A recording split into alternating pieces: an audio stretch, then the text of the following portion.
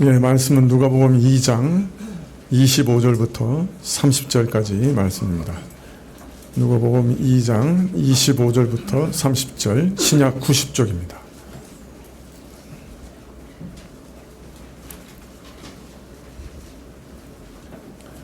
네, 누가복음 2장 25절.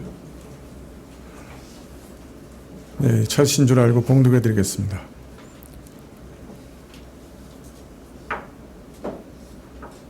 예루살렘에 시몬이라 하는 사람이 있으니 이 사람이 의롭고 경건하여 이스라엘의 위로를 기다리는 자라. 성령이 그 위에 계시더라. 저가 주의 그리스도를 보기 전에 죽지 아니하리라 하는 성령의 지시를 받았더니 성령의 감동으로 성전에 들어가매 마침 부모가 율법의 전례대로 행하고자 하여 그 아기 예수를 데리고 오는지라. 시몬이 아기를 안고 하나님을 찬송하여 가로되 주제여 이제는 말씀대로 종을 평안히 놓아 주시는도다.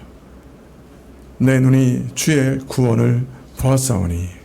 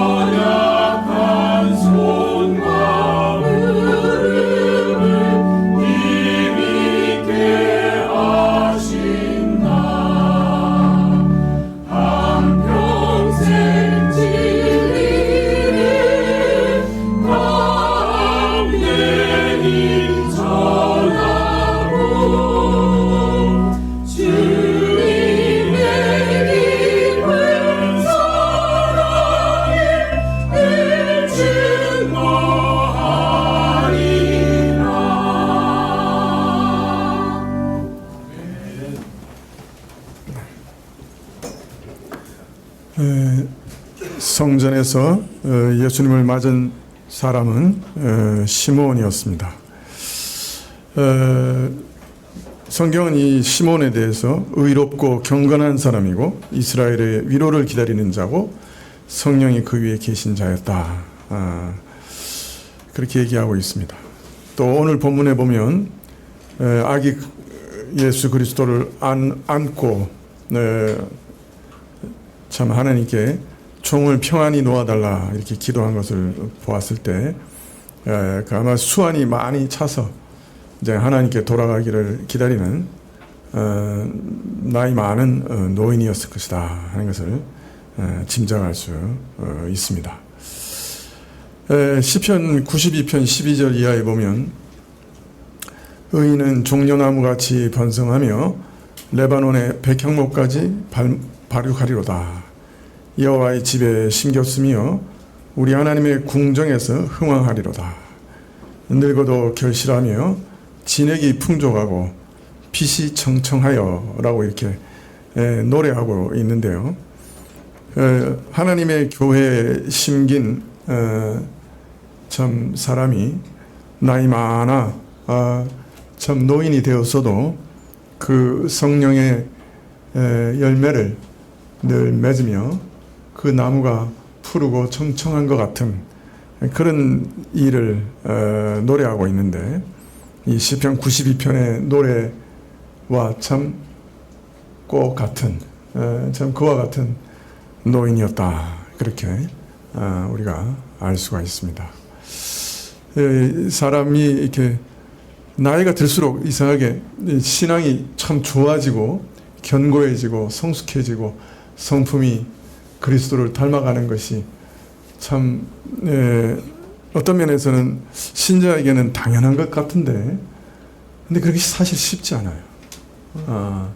나이가 들수록 오히려 믿음 생활이 쇠퇴하고 또 그 성품이 옛 그 유아기에 가지고 있었던 그 성품들이 오히려 다시 다 돌아오고 참 분별력도 흐려지고 사실 고집만 남고 그런 일들도 아주 많아요. 그래서 신자들은 늘 이렇게 기도하셔야 돼요. 그래서 나이가 들어갈수록 정령 그리스도를 닮아가는 그런 은혜로운 일들이 우리 삶에 늘 있을 수 있도록 그래서 성령께서 정말 우리 마음에 그 예수 그리스도의 성품을 이렇게 심으시도록 그리고 자라게 하시도록 열매 맺게 하시도록 그렇게 자꾸 기도하셔야 됩니다. 우리가 그냥 노력 없이 그냥 기도 없이 그렇게 되지 않습니다. 예배에 참석하고 또 참석하되 진실된 마음으로 하나님을 찾고 하나님이 은혜 주시도록 자꾸 구해야 이게 참 세상의 거센 홍수 같은 이런 세태 가운데서 믿음이 유지되고 또 성숙하게 되어집니다. 믿음은 잘하는 것이거든요. 이런 성숙함이 우리 인생에 있으면 참 좋겠지요. 26절에 보면 저가 주의 그리스도를 보기 전에 죽지 아니하리라 하는 성령의 지시를 받았다 이렇게 말하고 있습니다. 저 일생 동안 늘 성령이 그 위에 충만하게 임재해 계셨고 또 특별한 계시까지 받았다. 이게 어떤 계시냐? 저가 죽기 전에 정말 하나님이 약속하신 그 메시아를 자기 눈으로 볼 것이다. 정말 놀라운 그런 계시를 받았다. 그렇게 말하고 있습니다. 사실 구약의 모든 선지자들이 바라고 기대했던 것은 하나님이 약속하신 메시아였어요. 그래서 베드로전서 1장 10절 이하에 보면 이 구원에 대하여는 너희에게 임할 은혜를 예언하던 선지자들이 연구하고 부지런히 살펴서 자기 속에 계신 그리스도의 영이 그 받으실 고난과 후에 얻으실 영광을 미리 증거하여 어느 시 어느 한때를 지시하는지 상고하니라. 즉 선지자들 가운데 성령께서 임하셔서, 그리스도의 영께서 임하셔서 그리스도 즉 메시아께서 받으실 고난과 그가 얻으실 영광에 대해서 미리 계시받고, 또 그 일이 어느 때 어느 시기에 일어날 것인가 하는 것을 연구하고 참 늘 기대했다. 그랬는데 이런 선지자들 우리 다 그렇게 기대하고 기다렸지만 사실 메시아가 이 땅에 오시는 것을 본 사람은 없었어요. 그런데 놀랍게도 시므온은 아주 특별한 계시를 받았는데, 독특한 계시를 받았는데 그리스도를 보기 전에는 죽지 아니하리라. 그런 계시를 받았던 거죠. 참 그리스도의 재림이 있기 전에는 죽지 아니하리라. 이런 계시를 받으면 참 어떨까요?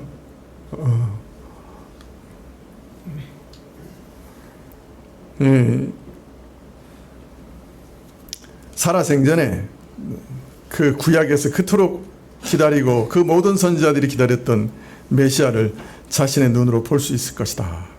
아주 독특한 계시를 받았습니다. 구약의 모든 예언이 이제 성취되고 실현되는 것을 자기 눈으로 이제 목격하게 될 것이다. 모든 선지자들의 간절한 염원이 이루어지는 것을 보게 될 것이다.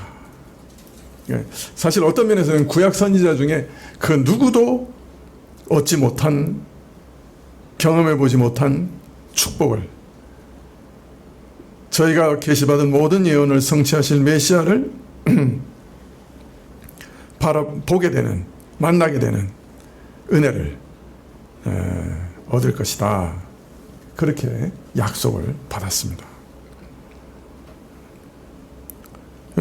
사실 시므온은 의롭고 경건한 자다. 그렇게 성경의 평가를 받았지만은 그 의로움과 경건함이 도대체 어디서부터 나온 것인가? 그것은 자신의 노력이나 애씀이나 어떤 면에서는 자기 의는 분명 아니었던 것은, 사실 시므온이 바라고 기대했던 것이 죄인을 위해 오시는 메시아, 죄인을 위해 죽으시는 메시아, 죄인의 죄를 속죄하시는 메시아였기 때문에 사실 이 시므온이 기대했던 것이 바로 이것이었으니, 그가 의롭다 경건하다 하는 것은 바로 이 메시아를 기대하는 믿음에서 나온 열매로, 참 이 메시아를 오실 것을 믿는 믿음으로 인해 메시아가 주시는 의를 얻고 칭의를 얻고 그 의롭다 하심을 참으로 얻은 자답게 성령의 은혜 아래 의와 경건한 삶을 살아갔던 그런 의와 경건이다.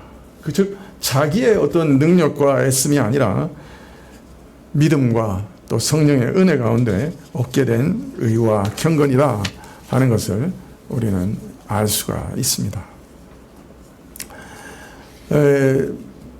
예수님 탄생하시는 때 들에서 양을 치던 목자들에게 구주 탄생의 놀라운 소식이 전해졌는데, 그 목자들은 참 어떤 면에서는 그 당시에 죄인들의 대표적인 사람들, 거칠고 참 어떤 면에서는 무례한, 어떤 면에서 법을 다 깨트리고 사는 그런 악한 자들의 그 어떤 대표적인 사람들인데, 그 참 그런 또 사회에서 멸시받고 거칠고 이런 사람들에게 예수님의 탄생의 소식이 전해진 반면에, 성전에서는 참 예수님을 품에 안고 찬송하고 축복하는 이 시므온은 참 의롭고 참 경건한 사람이었다. 그래서 참 그 두 부류가 참 대조적으로 이렇게 보입니다. 그게 사실이죠. 그러나 사실 시므온이 기다렸던 이스라엘의 위로라고 하는 것이 지난 시간에도 말씀드렸듯이 이사야가 예언한 위로였고, 죄사함을 주시는 위로였던 것이죠. 자, 그 사실을 우리가 기억한다고 하면 시므온이 왜 그러면 이 죄사함을 그렇게 일평생 기다렸겠습니까? 왜 메시아를 이렇게 일평생 기다렸겠어요? 자신 안에 죄가 있는 죄인인 것을 자기도 알고 이 죄사함을 주시는 그 메시아를 기대했다고 하는 것은 자신도 죄인으로서 메시아를 기다리고 기대했다 하는 것을 말하고 있습니다. 그렇기 때문에 어떤 면에서는 들에서 양을 치던 그 거친 목동들이나 이 시므온은 참 거리가 서로 먼 것 같고 둘을 연결짓기 어려울 것 같아도 시므온 자신도 의롭고 경건한 삶을 살았지만은 죄사함의 은혜가 드러날 그날을 평생 기다려왔던 만큼 그는 죄인이요 참 하나님의 긍휼을 바랄 수밖에 없는 죄인의 처지에서는 목동과 큰 차이가 없었다 하는 점에서는 동일하다고 할 것입니다.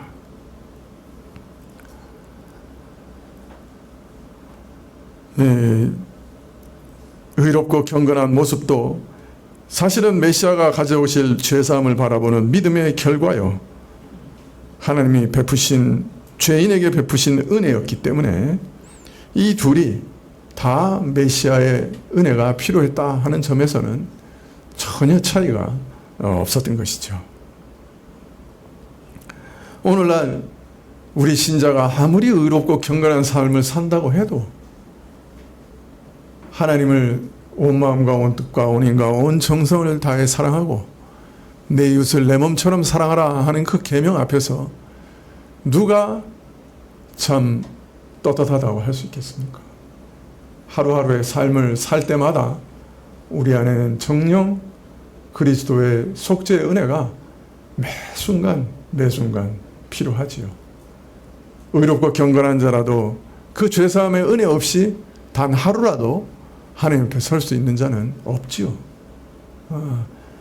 그러나 하나님께서 참 늘 우리의 죄를 자신의 아들의 피로 씻으셔서 깨끗하게 하시고 또 성령의 은혜로 우리 안에 의와 경건을 어떤 면에서는 선물로 주시는데 우리는 그 의와 경건을 선물도 매일 짓밟아요. 그래서 매일 더럽혀요, 사실은. 예, 그런데 그리스도의 보혈로 늘 씻어주셔서 성령에 남은 것이 있다고 하면 성령의 열매에 남은 것이 있다고 하면 이상하게 하나님께서 그거 내 것이라고 인정을 해주셔요. 그 참 이상해요. 성령께서 다 주신 거고 내가 그거 다 짓밟아서 나 더럽히는 건데 그런데 그것을 그리스도의 보혈로 씻은 다음에 마치 내가 행한 의와 경건인 것처럼 인정을 하시는 거예요. 그래서 또 나중에 상 주신다 그래요. 그러니까 상도 다 주의 은혜로 받는 거죠. 그리스도의 보혈로 씻지 않으시면 우리에게 남는 게 하나도 없어요. 그래서 성경에서 의롭고 경건하다 하는 말은 날마다 그리스도의 보혈로 씻김 받는 자고 그런 자에게 성령께서 의와 경건의 열매를 맺게 하셨다 하는 그런 의미라고. 그래서 우리가 정령 의롭고 경건한 삶 살아야 돼요. 그게 영생을 누리는 방식이에요. 영생이 딴 거 아니에요. 뭐 오래 살고 영원히 사는 거 그거는 죄인들도 지옥에서 영원히 살아요. 영생은 영원히 산다는 의미가 아니에요. 우리가 말하는 영생은 하나님과 올바른 관계 가운데 하나님과 교제하면서 하나님의 사랑과 교통 가운데서 영원히 산다는 거예요. 자, 그러니까 이 땅에서도 우리 영생의 삶을 누리고 살아야 되는데 그 하나님과 교통하는 것, 하나님이 주시는 모든 축복을 받는 삶은 날마다 우리 죄로 깨어져요. 순간마다 깨어지는 거예요. 그러니까 우리는 신자는 그가 아무리 의롭고 경건하다고 해도 날마다 그리스도의 보혈을 의지할 수밖에 없어요. 그게 우리 삶이에요. 우리 신학교에서 우리를 가르치셨던 박윤선 박사님이라는 분이 80여세에 돌아가셨는데 돌아가실 때 그 마지막 말이 뭐였냐면은 내가 80년 묵은 죄인입니다 그러셨어요. 80년 묵은 죄인이다. 그 말이 맞죠. 그죠? 그는 그리스도의 값없는 칭의를 얻어 의로운 사람이에요. 하나님 앞에서는 의롭다. 그렇게 역임을 받는 사람입니다. 그러나 그의 삶의 본질을 보면 여전히 날마다 그리스도의 그 보혈의 은혜, 날마다 용서하시는 그 은혜 없이는 설 수 없는 거예요. 하나님 앞에. 그래서 자기가 80년 묵은 죄인이라 그렇게 이야기를 했습니다. 신자들에게 있는 의와 경건이라고 하는 것이 이런 것입니다. 그래서 우리는 한순간도 그리스도의 용서의 은혜를 없이는 살아갈 수 없죠. 그렇다면 내 주변에 있는 나와 똑같은 죄인을 날마다 용서할 수 있어야 되겠죠. 내가 너무 의롭기 때문에 내가 용서를 못하는 거예요. 내가 날마다 정말 한순간도 그리스도의 용서의 은혜 없이는 살 수 없다는 사람이라는 것을 아는 사람은 나같이 똑같은 죄인을 옆에 봤을 때 아유 저거 하고 쥐어박지 않고 미워하지 않고 불쌍히 여겨요. 용서한다. 27절에 성령의 감동으로 성전에 들어가매 마침 부모가 율례 전례대로 행하고자 하여 아기 예수를 데리고 오는지라 시몬이 아기를 안고 하나님을 찬송하여 가로되 주제여 이제는 말씀하신 대로 종을 평안히 놓아 주시는도다. 내 눈이 주의 구원을 보았사오니. 성령께서 그 위에 임하고 계셨던 시몬은 참 그리스도의 고난과 영광에 관해 계시받아 예언하는 선지자로서 그리스도를 살아 생전에 직접 뵈리라고 하는 특별한 약속을 받아 그리스도를 기다리며 살았습니다. 그러나 어느 날 성전에 들어가라고 하는 성령의 지시하심을 받고 성전에 들어가 율법의 전례를 따라 결례를 행하고자 부모가 데리고 온 아기 예수를 보게 되었습니다. 그는 눈앞에 아기를 보는 순간에 성령의 감동으로 직감했습니다. 이 아이가 메시아이구나. 아무도 그 아이의 정체를 알아보지 못했지만은 시몬은 성령의 인도하심을 따라 성전으로 들어갔고 성전에서 아이를 보는 순간에 이 아이가 바로 메시아시구나 하는 것을 알았습니다. 그토록 오랫동안 기다렸던 그 일이 눈앞에 이루어진 것을 직감하고서 아기를 받아 자기 팔에 안고서 하나님을 찬송하되 천지의 주제시여 이제 주의 말씀대로 주의 존을 평안히 놓아 주시옵소서. 제가 이제 제 눈으로 주의 메시아를 보고 제 품에 안는 영광을 얻었으니 이제 저를 평안히 놓아 주십시오. 그렇게 기도합니다. 아기 예수를 보고 하나님이 그 백성을 위해 마련하신 구원이 이제 이 땅에 이르렀음을 보고 자기가 죽기 전에 그리스도를 보게 될 것이라는 그 약속이 이루어졌음을 확인하면서 주제시여 이제는 종을 평안히 놓아 주시옵소서. 제가 이렇게 평안하나이다. 제 모든 소원이 다 이루어졌나이다. 라고 찬송을 했습니다. 참 평안히 놓아 주십시오 하는 말은 역으로 말하면 지금까지의 삶이 평안했다는 거예요? 평안하지 않았다는 거예요? 예? 평안하지 않았다는. 그가 믿음을 지켜온 오랫동안의 삶이 결코 쉽지 않은 세월이었다 하는 것을 오히려 또 반증하는 말입니다. 이스라엘이 헬라와 로마의 지배를 받으면서 참 그 원통함과 그 깊은 수치감과 그 좌절감과 그 낙담,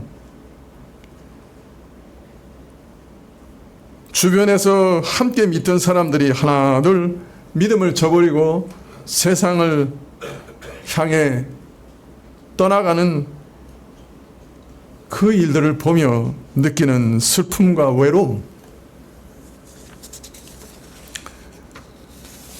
참 간교한 유혹 앞에서, 강한 시험 앞에서, 세상의 압력과 손길 속에서 참 어떤 면에서는 가난과 참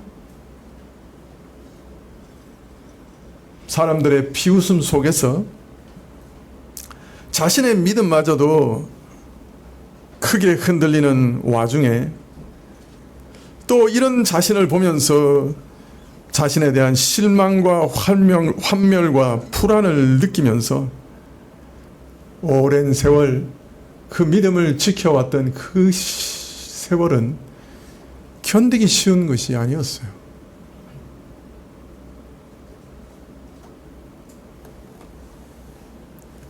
이런 와중에 나이 많아 죽을 날을 목전에 두고 있는데 하나님의 약속 아직 실현되지 않았어요. 메시아를 생전에 배울 것이라 하는 그 약속은 아직도 실현되지 않았어요.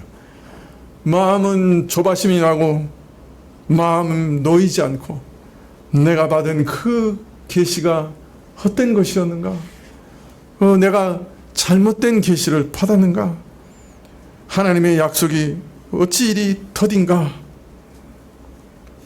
그런 가운데서도 기다리고 또 간절히 기도하는 가운데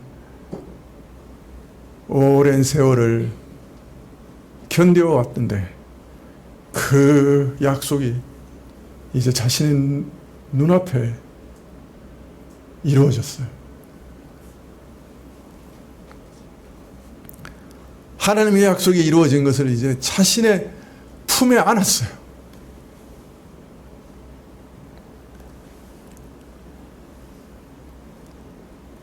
한평생 그 갖가지 시련과 괴로움 속에서 지켜온 믿음과 소망이 거짓된 것이 아니고 헛된 것이 아니라는 것을 확인하게 됐어요.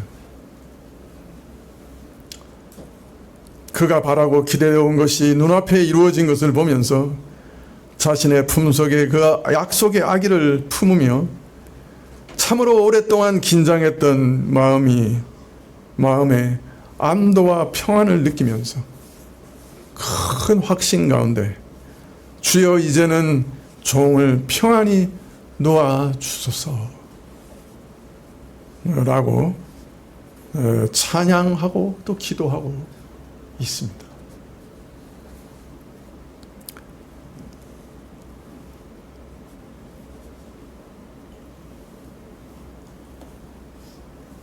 그러나 시몬이 이렇게 찬송한 것은 단순히 자기 한 개인의 일생을 돌아보며 그 기다림이 헛되지 않음을 확인하고 참 기뻐하며 찬양한 것, 그것으로 그친 것은 아니었죠. 사실 모든 선지자들이 메시아를 바라고 기대했던 만큼 이 찬양은, 이 기도는 한 개인으로서 이 날을 고대해온 심정을 피력한 것만 아니라 하나님의 약속을 계시받고 그 성취를 기대했던 모든 선지자들의 그 기대를, 그 소망을 이제 성취된 것을 확인하고서 그 선지자들의 대표로 하나님을 찬양하는 찬양인 것이죠. 그 선지자들의 대표로서 기쁨으로 기도하고 있는 것이죠.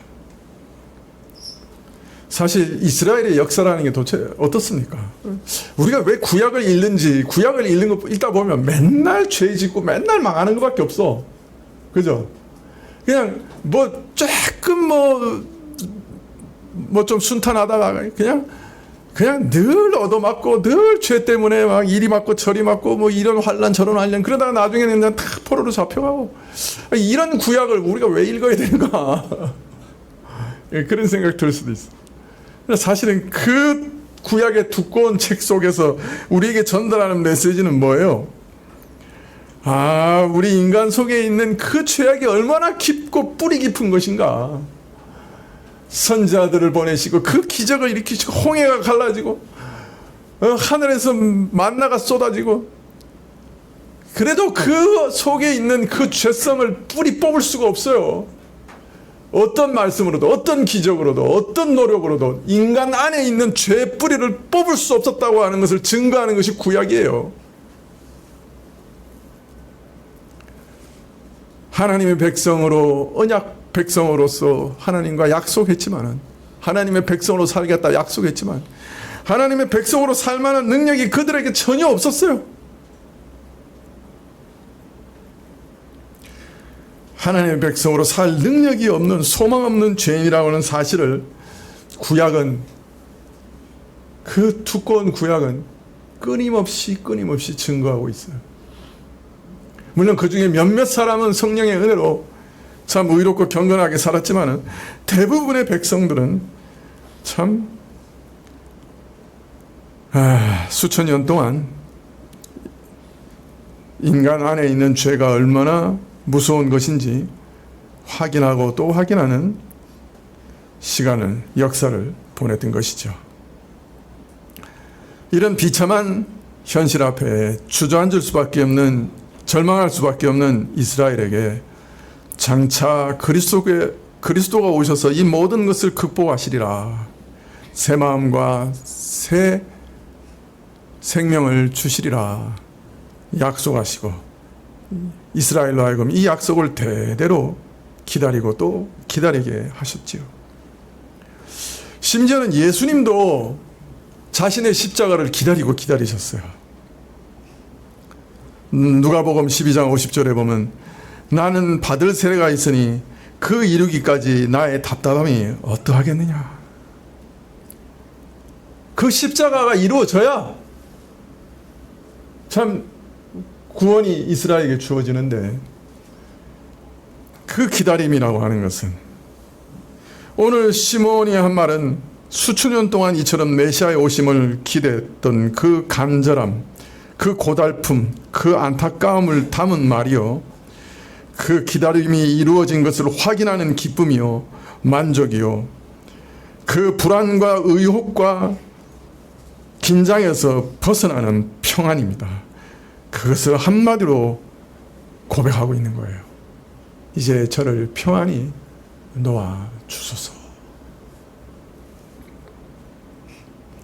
더하여 이 말은 선지자로서 이스라엘을 넘어 온 세상을 향한 평화의 선언이기도 해요.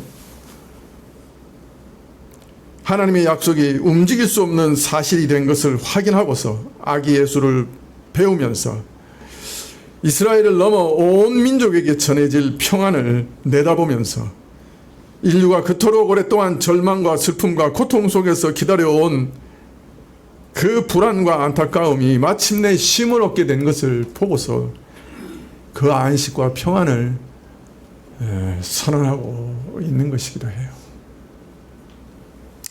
그렇기 때문에 시므온의 오늘 선언, 이 평안은 사실 우리 자신을 위한 것이기도 한 것이죠. 시므온 자신에게만 선포하는 것이 아니고 적용하는 것이 아니고 사실은 우리 자신에게도 이 평안을 선언하고 계신 거예요. 사실 오늘 우리가 사는 시대는 시므온이 살던 시대와 방불합니다. 비슷하죠.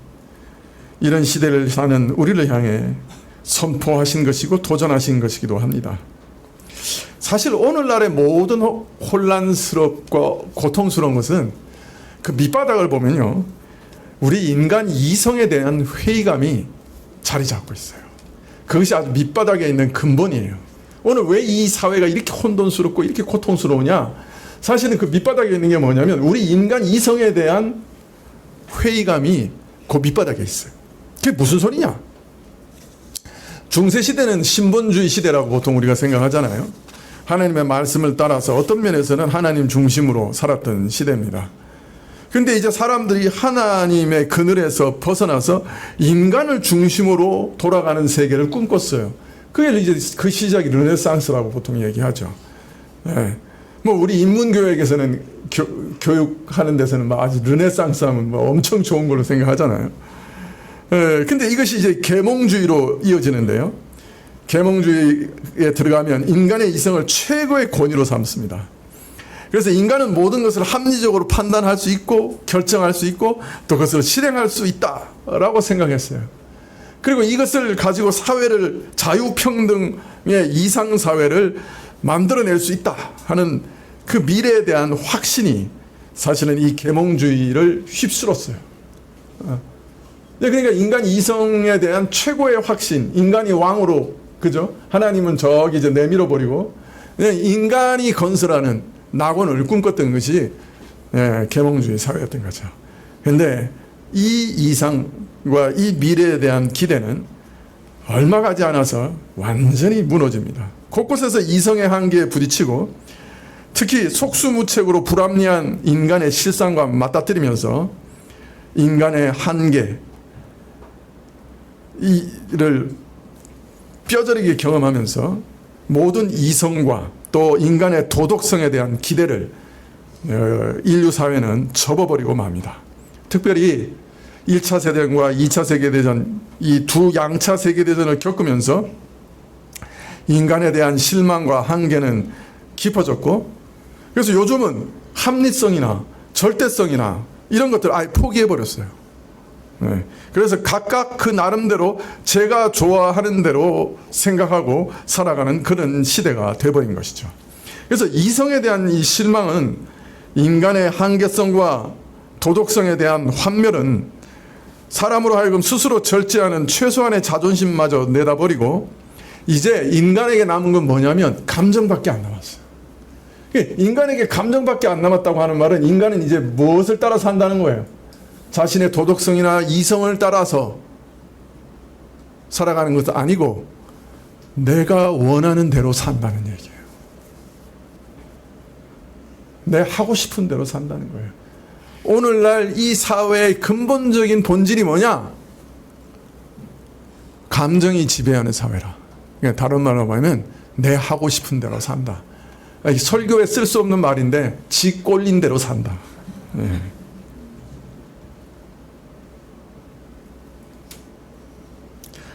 거기다가 한국 사회는요, 자본주의와 사회주의, 공산주의 사상이 막 뒤섞여가지고 이게 지금 내 감정대로 사는데 그죠?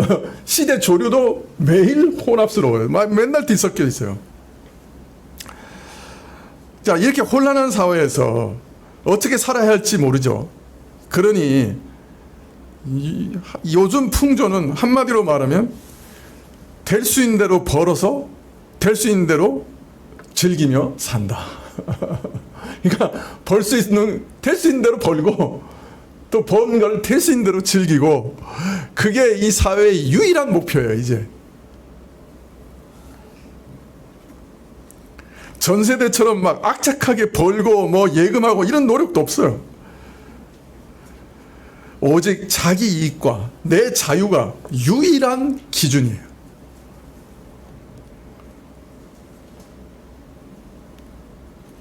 네, 옳고 그름에 대해서 얘기는 하는데요. 옳고 그름은 왜 얘기하느냐? 상대방의 잘못을 지적하기 위해서만 옳고 그름을 얘기해요. 도덕과 윤리는 사람이 당연히 지켜야 할 도리라고 생각해서 말하는 게 아니고 다른 사람을 가장 효과적으로 공격할 수 있는 그럴듯한 무기고 내 이익을 지키는데 안성맞춤이라. 그러다 보니 그 도덕률과 그죠? 그 양심에 대해서 얘기는 하는데 자기는 상관없는 거야. 다른 사람을 쳐서 내 이익을 지키는 도구니까. 그러니까 나한테는 절대로 적용을 안 해. 그래서 우리 사회가 요새 뭐라 그럽니까? 무슨 사회? 에? 내로남불에 맞나? 내로남불. 내가 하면 로맨스고 남이 하면 불륜이고. 여러분 그런 사회가 됐어요. 그러니까 뭐 도덕이고 뭐 이런 거 없는 거예요. 사실은 그래서 정치인들 보세요. 다른 사람 잘못은 그 도덕에 의해서 막 그렇게 칼로 치듯이 하는데 나중에 보면 자기가 친 거 자기가 다 해. 사실은 뒷구녕으로. 그 왜? 이 도덕이라고 하는 게 자기 이익을 실현하는 도구일 뿐이기 때문에 그렇다. 목청을 높여서 이게 옳다, 이게 의다, 이게 사회는 이렇게 가야 된다 막 주장하지만은 사실 그 일은 자기 이익을 지키기 위해서 그렇게 할 뿐이에요.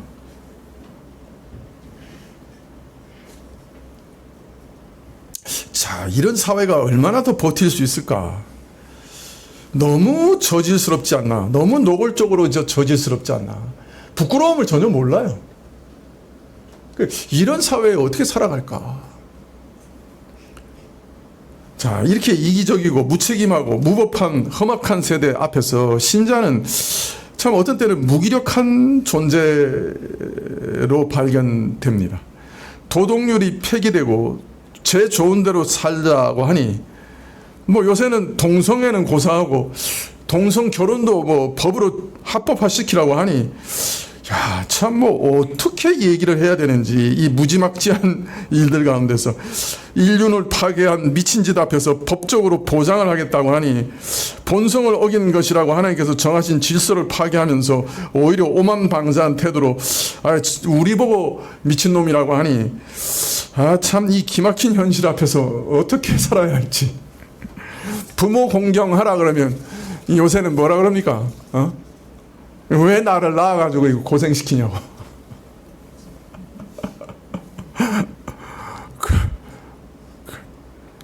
참, 뭐 어떻게 교훈을 해야 될지 모르겠어. 뭐 남녀 질서, 뭐 결혼의 질서. 참, 설교를 하는데, 참 내가 이거,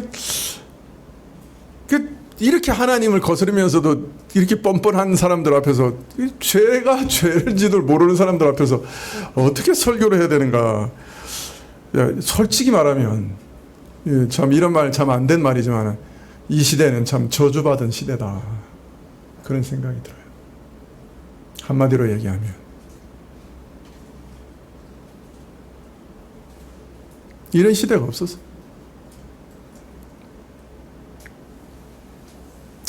참 이런 세대 가운데서 어떻게 우리 아이들을 가르칠까? 어떻게 이런 흐름을 거스르면서 살아가도록 믿음을 지키며 살아가라고 참 얘기할 수 있을까? 저 자신도 반문이 돼요. 이게 너무 가혹한 걸 요구하는 거 아닌가? 우리 애들한테.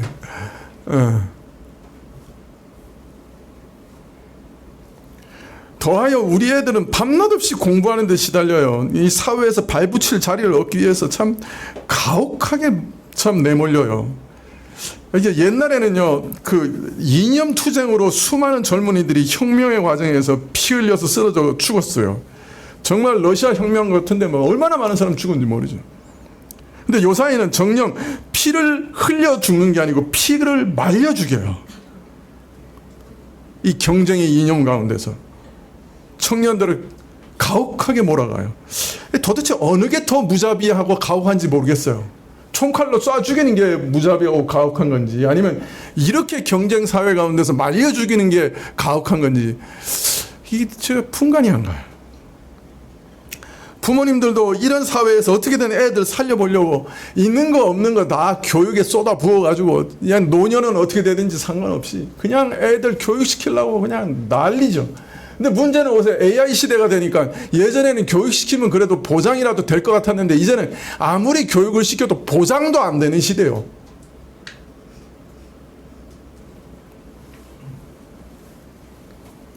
이런 세대에서 하나님 말씀을 지키고 살아가라.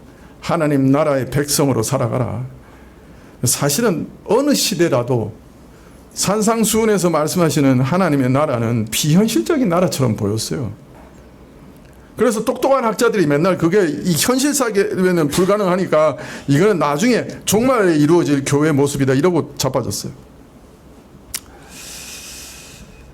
하나님을 거슬러 대적하는 세상의 힘은 이전이나 오늘이나 사실은 마찬가지죠. 옛날에도 산상수훈대로 살라 그러면 다 이거 현실 불가능하다고 학자들 지들도 그렇게 얘기했으니까. 현실 사회에서 하나님의 도리를 따라 살아라. 믿음을 따라 살아라. 이런 설교가 우리 아이들한테는 도대체 어떤 영향을 끼칠까? 어떤 의미로 다가올까? 설교하는 저 자신도 참 힘들어요. 거기다가 신자들은 하나님 나라의 그 고상한 율법, 그 고귀한 율법 앞에서 자신 속에서도 맨날 죄를 봐요. 맨날 부조리함을 봐요. 그래서 또 좌절하고 불안해하고 의혹과 의문 속에서 시험 속에서 살아가게 돼요. 믿는 사람이 무슨 의심이 있고 불안이 있나 말하실지 모르지만은 신자의 삶은 어떤 면에서 시험의 연속이라고 할 수 있어요. 이 세상의 현실 앞에서 또 자신 안에 있는 죄와 악과 싸우면서 많은 시련과 낙심과 의문 가운데서 살아가는 거예요. 그러나 이런 일을 겪으면서도 믿음의 선진들은 믿음과 경건을 지키며 살 수 있었어요. 소망을 붙들고 살 수 있었어요. 위로와 평안을 가지고 살았어요. 그런 사람 중에 하나가 시몬이죠. 성령께서 저희를 도우시니 그게 가능했어요. 시몬이 예수 그리스도를 뵙고 주제여 이제 말씀대로 종을 평안히 놓아 주시옵소서. 내가 이제 주의 구원을 보았습니다. 내가 이제 주의 구원을 보았습니다. 네, 이런 고백을 하는 자들, 날마다 예수님을 만나 뵙고 예수님의 구원을 보는 자들, 그 구원에 자신의 영혼을 맡기며 날마다 성령님께 내 모든 무거운 짐을 맡기며 성령이 우리에게 가르치시는 믿음과 소망을 따라 살아가는 자들은 오늘도 시몬처럼 살아갈 수 있고, 오늘도 이 땅에서 남은 자로 살아갈 수 있고, 오늘도 주여 제가 주의 구원 가운데 평안을 맛보나이다. 나를 평안케 하시옵니다. 참으로 감사합니다. 고백하며 살아갈 수 있습니다. 여러분, 날마다 그리스도를 만나시고 그를 품에 품으시고 내가 참으로 평안합니다. 평안합니다. 고백할 수 있는 여러분 되시기를 축원합니다. 기도하시겠습니다.